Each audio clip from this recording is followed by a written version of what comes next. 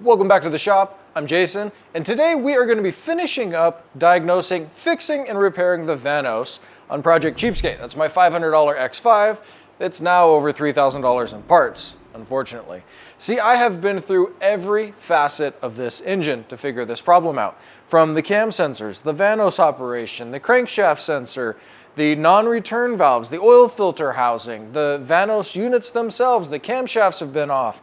Everything has been touched. Some things more than once. And I was really starting to doubt my abilities to figure this out. But when it really boiled down to the basics, none of this was my problem. I make a bold statement in my title that eBay broke my car. Let me show you what I'm talking about. So let's go back to the beginning. $500 X5. I picked up this car in non-running and driving condition. Didn't shift in and out of park. It didn't start, didn't do anything. Got it started with the fuel pump. I got the transmission shifting with a new pan and new mechatronic seals. We're on the road. Everything was pretty good, actually.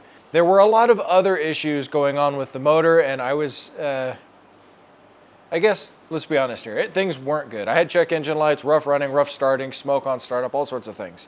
Turns out the diesel valves were both broken, that my PCV system was leaking. I was getting intake cam sensor faults for Vanos, so Vanos mechanism faults. What did I do to diagnose it? Well, I started at the beginning with all the simple stuff on the external of the motor. I found that my oil filter housing was leaking, so that can cause issues with oiling. I found that my oil filter cap was broken and the stem was separated. Another problem with oiling. I pulled out my Vanos solenoids and I cleaned them, I operated them, I replaced them. I kept getting faults on the intake Vanos. So what did I do? I swapped my cam sensors, still getting faults on the intake Vanos. I pulled out the non-return valves in the side of the cylinder head. They weren't actually all that dirty.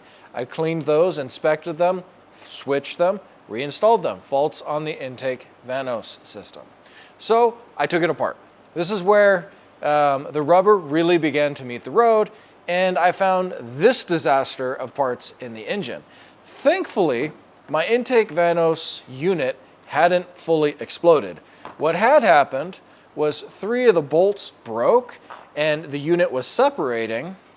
So what will happen on these cars is when these bolts break, the earlier style with the safety Torx head, when they break, it loses oil pressure in there because this seal is broken.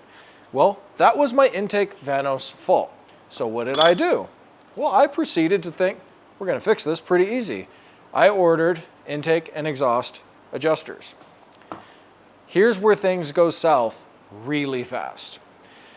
I thought Project Cheapskate, let's save a little bit of money. That wasn't the right thing to do. So I order a pair of Vanos adjusters on eBay, less than $100 for both of them. I'm pretty stoked. I also ordered a eccentric shaft sensor since I had the valve cover off and seals and all sorts of stuff. Take a look at that first video. I go in depth on how to remove and replace the Vanos drives. All the torque specs, all the sequences, everything you need to know there. Here's where I should have listened to my intuition. My units show up and there's no part number, no discernible identification on them. There's a serial number, but I don't know which one is the intake and which one is the exhaust, other than the fact that they have an A and a B on here. That doesn't tell me a whole lot. I email the seller and they tell me which is which. Cool. I also email them letting them know that on the sealing surface up against the cam flange here, it looked like it had been dropped on both units. There was a nick in both of these and they said, oh, don't worry about it, it'll be fine. Okay. Here's problem number 2. The sensor wheels that came with these are completely different than the sensor wheels that I took off of the car. This tone portion here was a different size. The bolt holes in the middle don't line up in the same locations as the BMW ones to the adjustment point or the timing point. So I couldn't use these at all and they had no answer for me on what to do about that. So I used my factory cam phaser wheels or my timing wheels. These are what go past your cam sensors to give you your signal. I start the car up and everything seems good for about the first couple of minutes. And then I get an intake cam adjuster fault. I chalk it up to coincidence. And I put it all together, I drive it, I finish out that video, and then I'm getting intake and exhaust cam adjuster faults. at random times, usually from startup.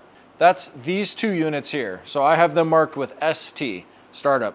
They're failing at startup pretty quickly, and I'm getting an exhaust fault that I was not getting before. I email the seller, I say what's going on, and they say, hey, would it make you happy if we send you another set of units? Sure, that would be great.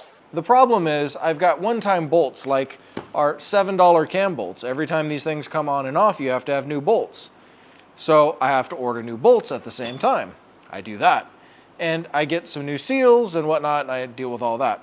I get my second set of units from these guys. This is one of them, the other one is still in the car. And all seems well at startup. And then I start getting exhaust cam adjuster faults again. At this point, I'm thinking, it's not the adjusters. There's no possible way that I order two sets and I'm getting faults. There must be something else wrong with the car.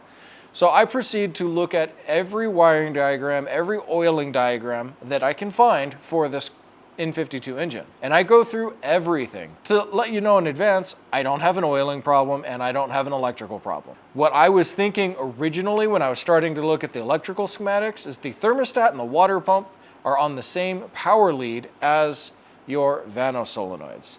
So I start watching for temperature, and right around 80 to 84 degrees C, I start getting the exhaust faults.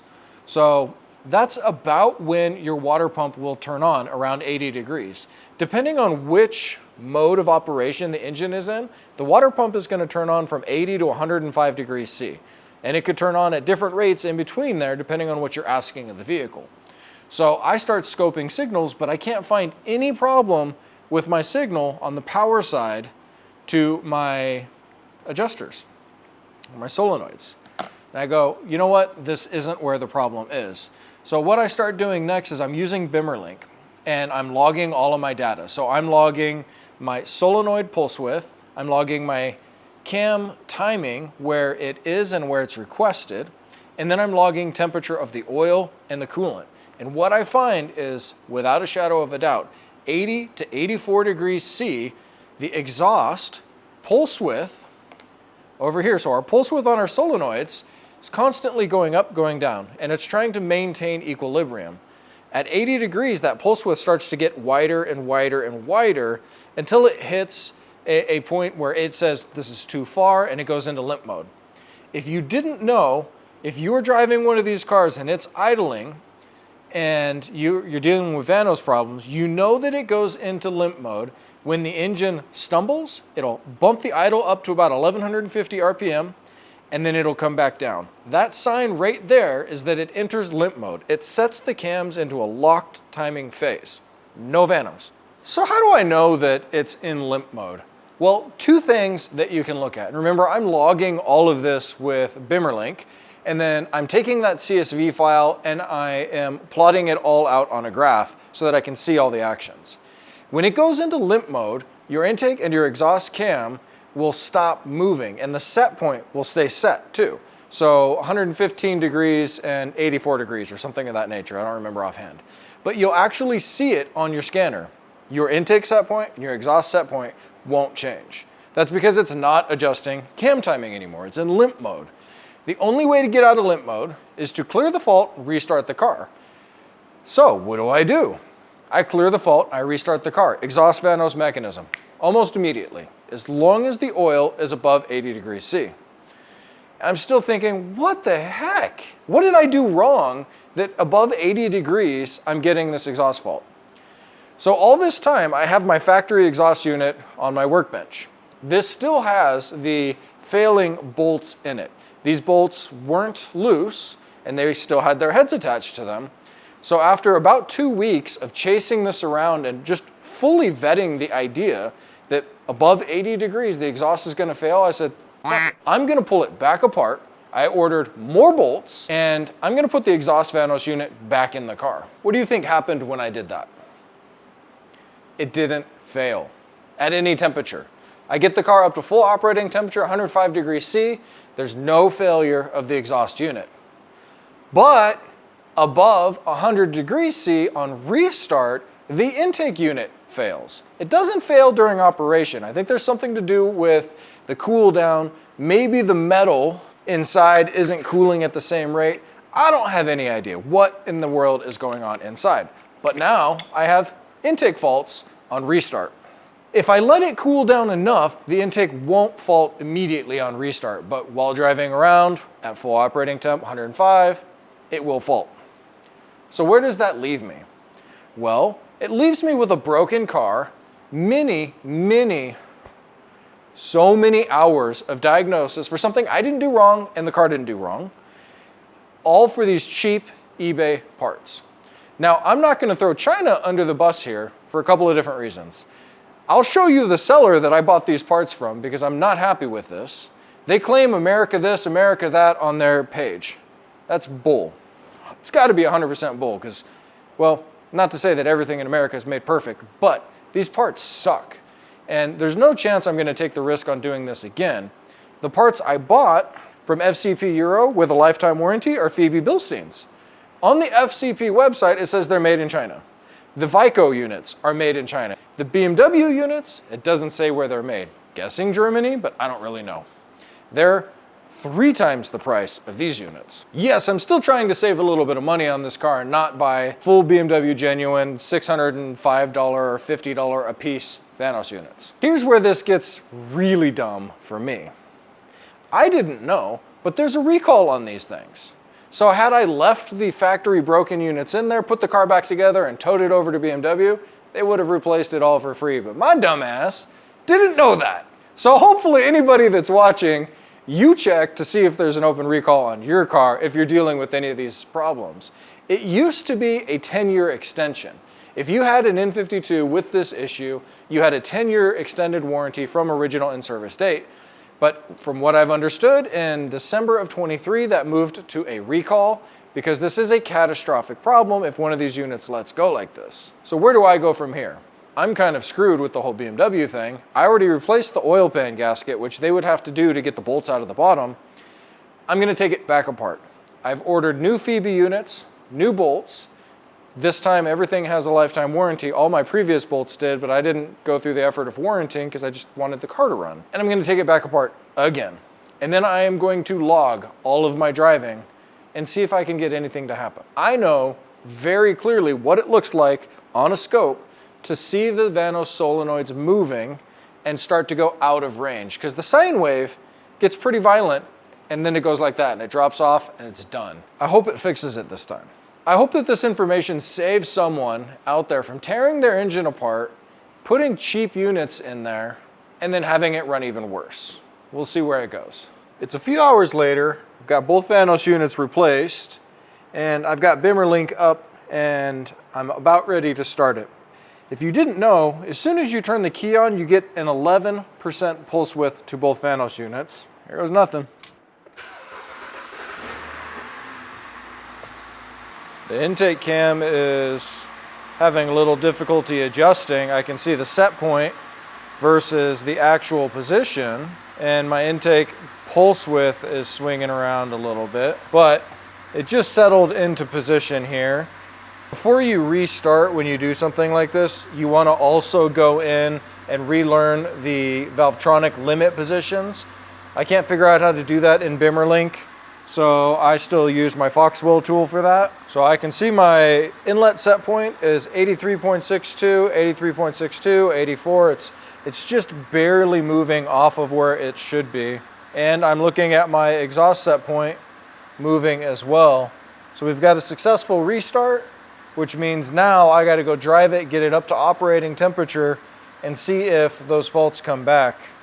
I really hope that with these Phoebe Bilstein units from FCP Euro, I'm not going to have that problem. That being the case, I should have just sprung for parts from a quality supplier. I'm not saying that the parts that I got were bad, but the supplier was bad. They didn't QC or whatever they needed to do with these things, and they were causing problems. I can't imagine how many other people are out there that have done this and had issues. This isn't a hard job. You just buy the timing tools and go about it. It is what it is. But if you had to diagnose what I've been dealing with the metallurgy not being correct and the parts seizing up on me, that's when the problem happens. Well, we can finish this one off where we started. Back here at the workshop, 120 miles I've got on this thing since I put the Phoebe Bilstein Vanos units in it. And you know what? They're working great. I think the Vanos has finally been solved. Were there a lot of problems along the way? Yep. Was it my fault for buying cheap eBay parts? Yep. Is it done? Yes, it's done. Are there new problems? Yes. More new problems with this thing. While test driving, the parking brake actuated or locked up. I don't know what the hell happened. It roasted my shoes, and I'm waiting for my new parking brake actuator to come. I already pulled it all apart, and there's enough shoe left on there for me to feel good about it, at least half, and they didn't break apart, thank goodness. But man, was the brake smell horrible. It was like being at the track when I'm cooking the brakes there. So take a look at my merch down below. Get yourself something fun. I uploaded a couple new designs, and I look forward to seeing you on the next one. If you have any problems like this, feel free to reach out. I'm more than willing to share my trials and tribulations and what I found with this car to maybe help you with yours. Thanks again for watching. Like, subscribe, comment. See you in the next one.